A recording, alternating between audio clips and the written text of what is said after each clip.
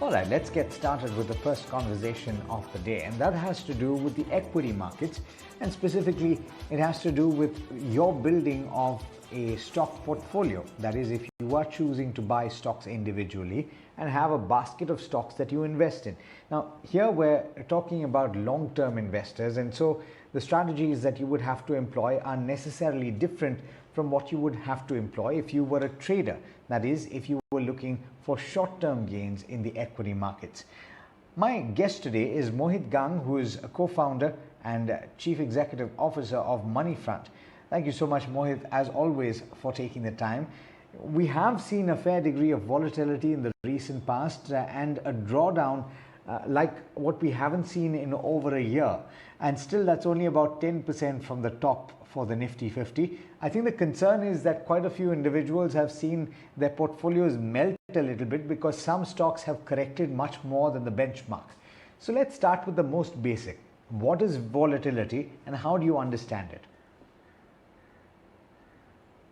Hi Alex, it's a pleasure to be on your show, and season's greetings to you and to all your viewers. I hope the year ahead is safe and peaceful for all the viewers. So look, I think we are talking about volatility in a year when we have seen very little of it, though we have seen a fierce bout when the markets actually corrected by over 10% in a matter of a week. And I think that kind of rattled the nerves of many investors. And as you rightly pointed out, there were stock specific corrections which were far more severe, and people lost a lot of money in that 1 week. But typically speaking, volatility is a part and parcel of life when you're an investor. Even if you're a trader, I think it's much higher when you're a trader, but even when you are an investor or a very long-term investor, volatility has to be your friend, and you can't just view it as a risk factor or something which rattles your nerves or something like that, right? And if you go back in history and check, year 2011, 2013, 2015, 2018, these were all the years which were negative or very low single digit return years for investors, right? So almost like every alternate year has been a year which has given investors some harsh lessons. It's only last 2.5 years that investors have actually seen a one-way ride, right? Now, what exactly is volatility? The market's movement up and down from what you anticipate or what you expect, whatever has been the mean return or the return par course or return which is your expectation, the deviation from that is volatility. In simple words, it's risk basically, and in mathematical terms it's the standard deviation, right? So I think it's just about how you try and live with it, how you try and identify and do your process of investing right, how you identify your stocks right, and how you do your asset allocation right, which will help you tackle the overall volatility in the market. I think we spoke about this in a slightly different context when we were trying to understand alpha and beta and various other Greek alphabets and how they pertain to the equity markets. But let's talk a little bit more about the volatility that we're seeing in the recent past, right? I think a lot of investors, Mohit, that got in after that big crash in 2020 haven't seen this kind of drawdown that we saw in December. What advice would you give them, at least initially? And we'll get to the specific advice in terms of how to deal with volatility. But first, in terms of this sharp correction, and of course, it's still only about 10%, but how does one face this? How does one react to it? Look, I think the basic lesson for investors has to be drawn from what happened in 2020 March end, right? That week of March or last fortnight of March 2020 and first week of April was a massive correction in the market, and most of the investors actually lost a lot of money, and quite a number of them exited and then never entered back, right? And that's where the lesson lies in stock markets, in investing per se.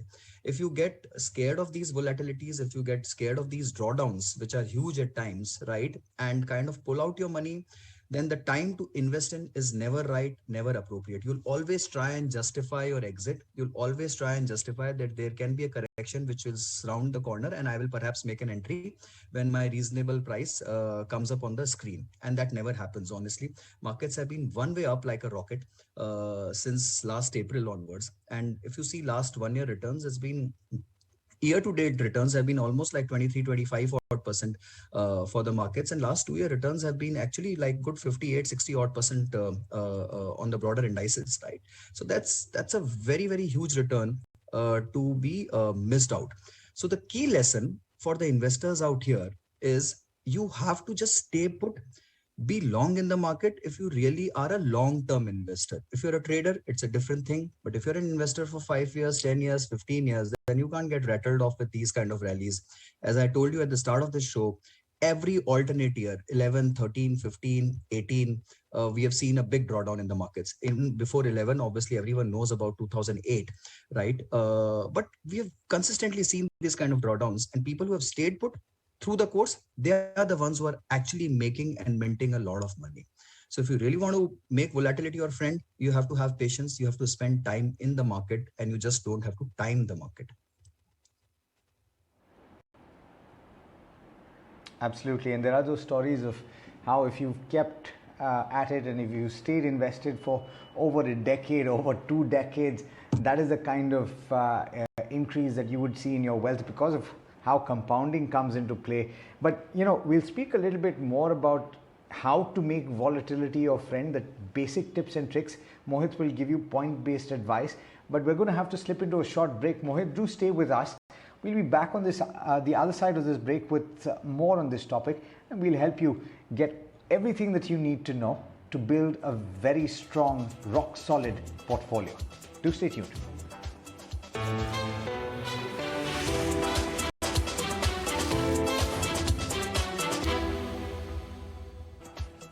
Welcome back. You're watching The Money Show, and we were speaking about the equity markets and how in the recent past the drawdowns have a few investors worried. And these are specifically investors that have gotten in 2020, and this has been it has been recognized, it has been captured by the fact that you've had so many new demat openings, and if you're watching this, you've probably experienced this yourself. Now, Mohit, you've said that in a rising tide, all the boats rise, and this is something I think that a lot of investors have recognized. But a lot of experts like yourself are saying now perhaps you should be a little bit more careful in the selection of stocks, in the assembly of your portfolio, and even the review of your portfolio, as you should be reviewing your portfolio on a regular basis. So why do you say that? Absolutely, Alex. I think these are the times when you have to be extremely, extremely careful. Look, it's a well-known fact that you tend to make hay while the sun shines, right? And when everything is rising, you don't kind of differentiate between the wheat and the chaff, right? And what is happening in the market today is whatever you are touching is turning into gold. Retail investors are getting drawn into the market. There is an IPO frenzy out there. Every other IPO is getting listed at a huge premium. People are minting a lot of money, and these are absolutely euphoric times. But when you go through such a phase, when the stocks rise with such velocity and with such momentum in a short span of time, then obviously the price kind of rises beyond what is the fundamental value. And it becomes paramount at this time that you don't get drawn away into greed and be extremely careful and cautious while selecting your next move, right? Every incremental money which you deploy from here on isn't going to give you the same incremental marginal return which it was giving a year back, right? And that's a fact. So you have to be very cautious when you deploy your next penny, and be careful about the valuations and the right quality of stock which you're buying, because markets have actually taken everything beyond the roof, and now to kind of select and cherry pick is a work of extreme caution and what do you say, diligence. So that's why I tend to agree with that thought that you have to be very careful now when entering into the markets.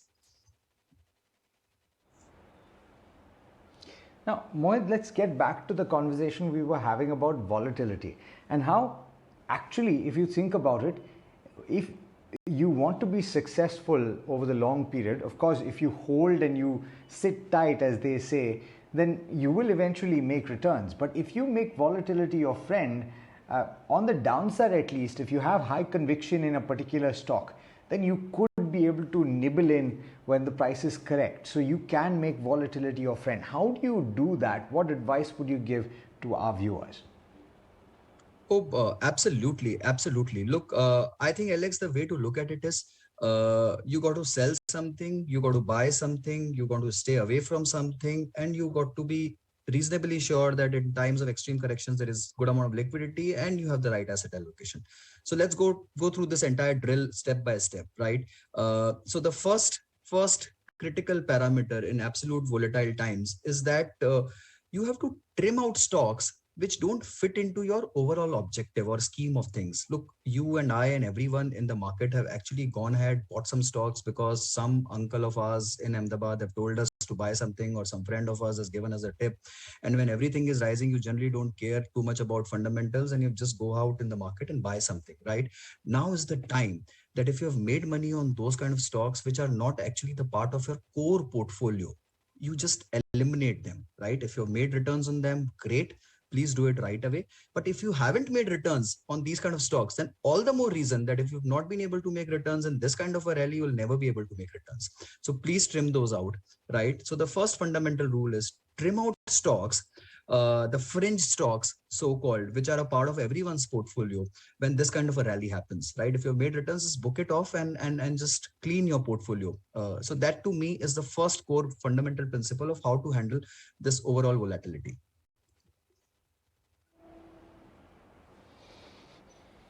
Okay, but when you're looking at buying stocks, how would you deal with them? Because I think to a certain extent there are some that are the traders' favorites. Would you say that it's a good idea to stay away from them?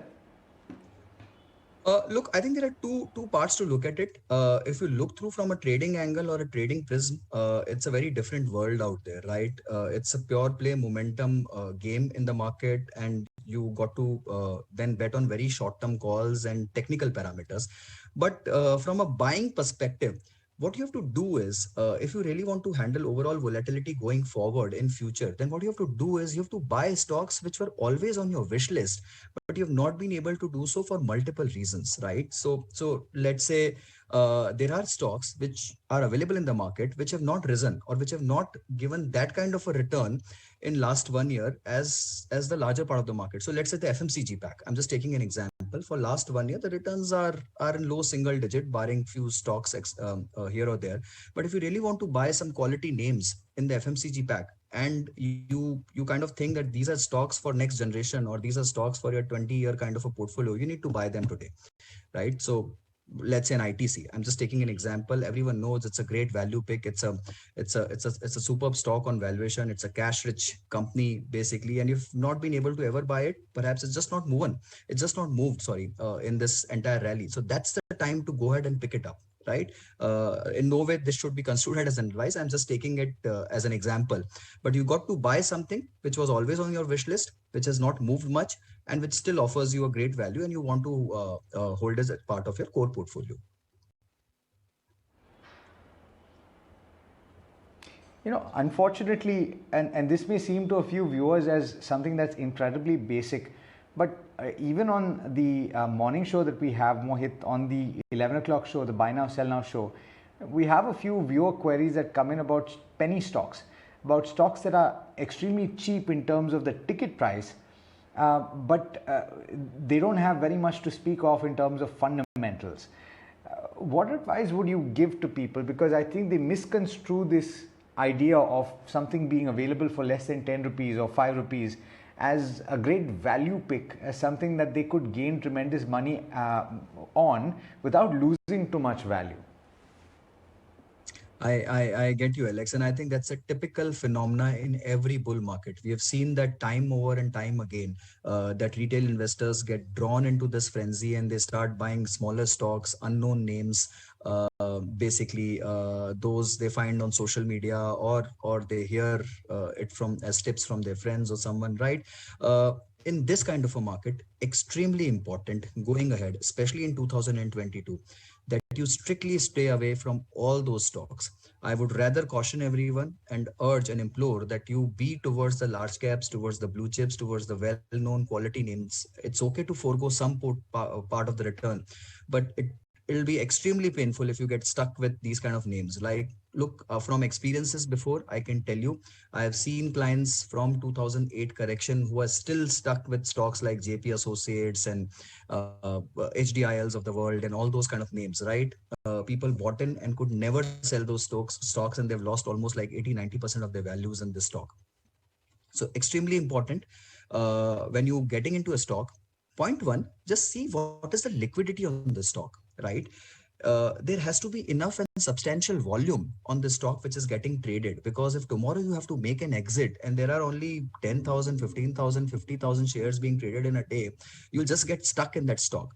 There has to be substantial everyday volume in the cash market, basically on a particular name when you go ahead and buy it, right? So that's the core rule of it. Obviously, the other parameters, other matrices like your EPS growth, like your earnings trajectory, like your valuations and ROE and ROCs and all those kind of things, if you can track and if you can make sure that you've studied those and compared it with the peer group and the benchmark stocks, then go ahead and please buy. It's not about the price of the stock always. Even a 20-50 rupee stock could be a good quality stock, and obviously 2,000-5,000 rupee stocks could be a good stock, and vice versa. They could be bad picks in the portfolio. But you have to be fairly confident. Liquidity has to be fairly high, and it's not a time to be a cowboy in the market. Trust me, people can get just washed away in one kind of a correction, and we have not seen a fierce correction this full year. We've only seen a 10% drawdown on the way down. So we have actually not seen any kind of a correction this year, and I'm sure in 2022 that patience will get tested sometime, basically. Absolutely, and you said it, it's not a time to be a cowboy. Have your view, of course, on the horizon, as both Mohit and a lot of our experts keep pointing out, and have conviction in the stocks that you buy. Mohit, as always, it's been an absolute pleasure speaking with you. Thank you so much for joining in, and wish you and your team and your family a very happy new year from all of us here at ET Now. Thank you very much, Alex, and wish you the same, and to all your viewers a very happy 2022. All right, on that note, we are slipping into a short break, but on the other side, we speak to you about the importance of a contingency fund and what that means for you. Listen in.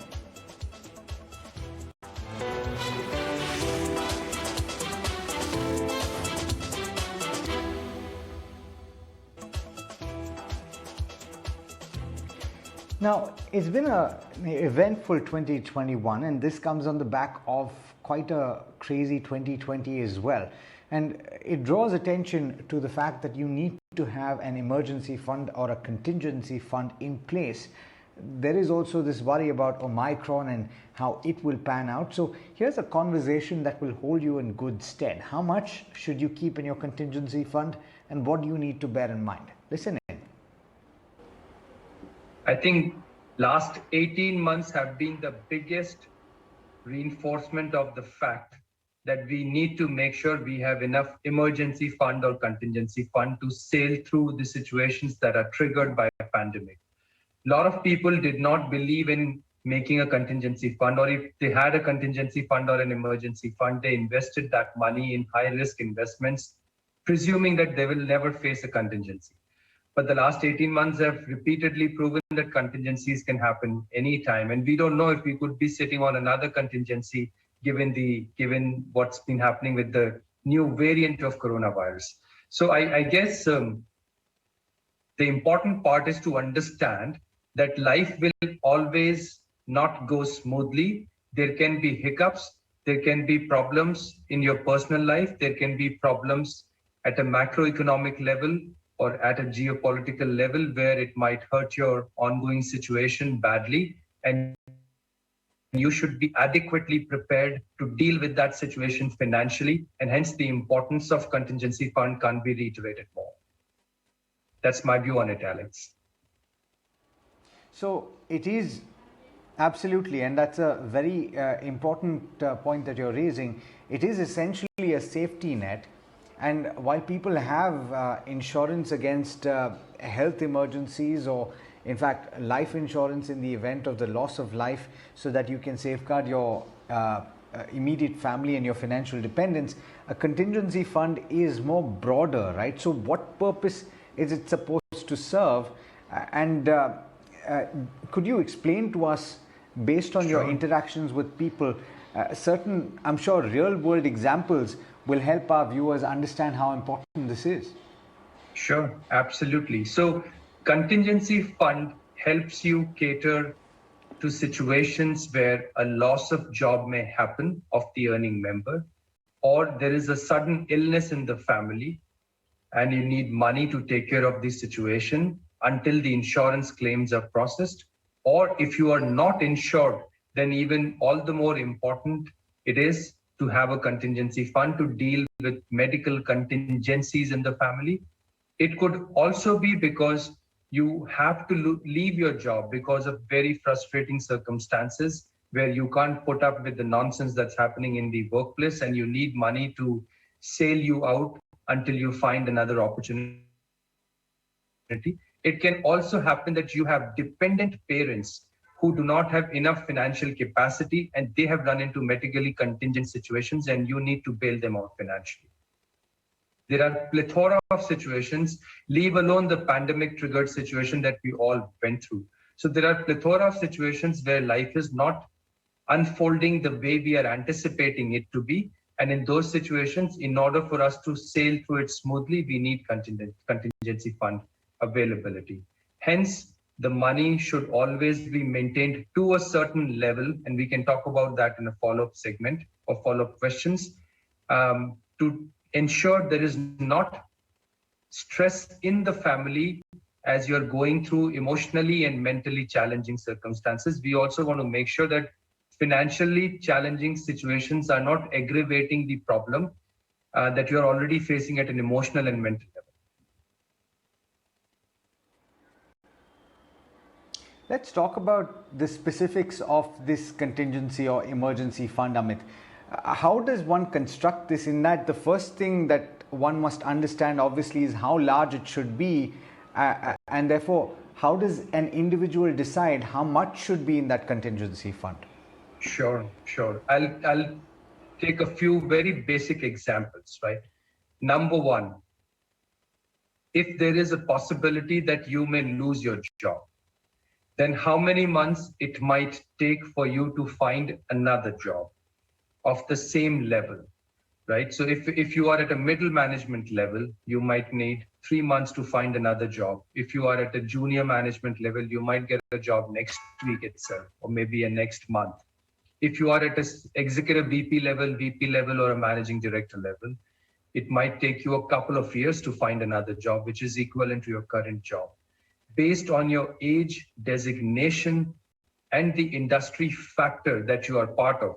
If you are in technology, it's very likely that you will find a job sooner. But if you are in hospitality, you may not find a job anytime sooner because of the pandemic situation, right? So based on the industry, based on your designation, based on your age and experience, it varies. So it could be anywhere from 3 months of monthly expenses, including your EMIs, to 24 months of monthly expenses.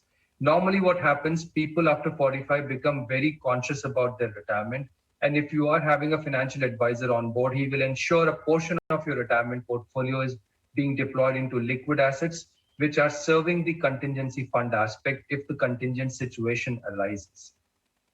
You have to see what exactly is going to bail you out if you are losing a job, or if you are having a medical exigency where your parents have suddenly fallen sick and you need money for them and they are not insured. Or even if they're insured, then you need money to insure until the claims are processed. The medical procedure is not gated.